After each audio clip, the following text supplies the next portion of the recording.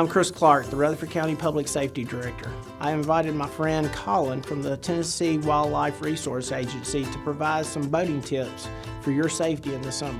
My name's Colin Jones. I'm the Rutherford County Game Warden with Tennessee Wildlife Resource Agency.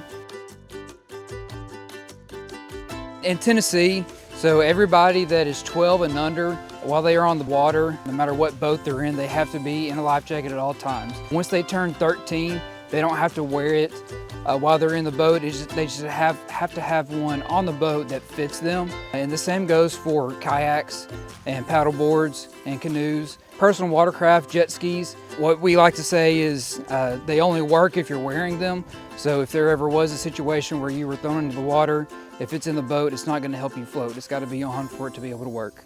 Another thing that a lot of people are missing on motorboats, every boat over 16 feet has to have a Type 4 throwable on the boat. That's something so that you're able to throw it like a Frisbee to somebody if they're in distress. This is a Type 5 inflatable. Again, these are great life jackets that have a lot of mobility, but these, again, only count if they're being worn. If you've got this in the boat in a compartment, it technically does not count as a life jacket unless it's on your person.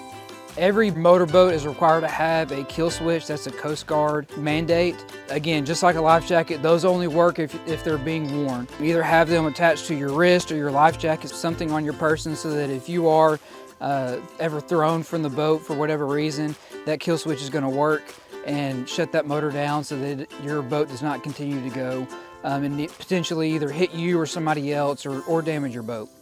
So when it comes to boats, it's not illegal to have a beverage and drive a vessel. You cannot be impaired while operating a boat, just like you cannot be impaired while operating a vehicle.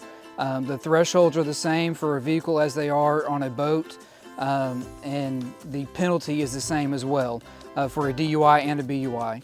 Be cautious when you are drinking on the water. It hits you differently on the water than it does when you're on land. The environmental conditions can increase how alcohol affects your body.